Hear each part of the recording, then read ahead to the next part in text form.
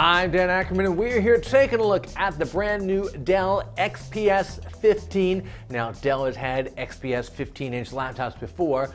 This model is a bit of a pretty serious revamp. It's thinner, it's lighter, it's got a lot of the same industrial design as we've seen from the XPS line in the last couple of years. But the main selling point here is that it has two features I like a lot. One, a better than HD resolution display. This is a 3200 by 1800 display. That makes it kind of like the Retina MacBook Pro or kind of like the Lenovo Yoga 2 and some of the other better than HD display laptops we've seen recently. And it also has a discrete graphics card. In this case, it's the NVIDIA GeForce 750M, which is a perfectly fine mid-level card if you're not doing like super serious all the time gaming. It gives you that option while still being kind of a thin, light, tote around, almost business-minded laptop because it's pretty buttoned up looking. Now, I will say the actual look here, the gray, matte, and black, there's certainly nothing wrong with it, but it's the same look that XPS systems have had for a couple of years now. This could be a $900 laptop, this could be a $2,000 laptop or more.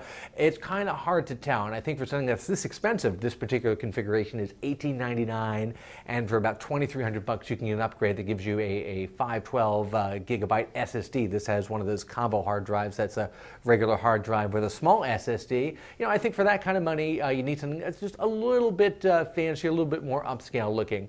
But the build quality is really great. This is aluminum and carbon fiber. The joints are all tight, no real complaints there. I always like the rounded corners on the Dell keyboards, but this keyboard feels a little bit small. There's a lot of dead space here. They could definitely put in like a full number pad or something like that.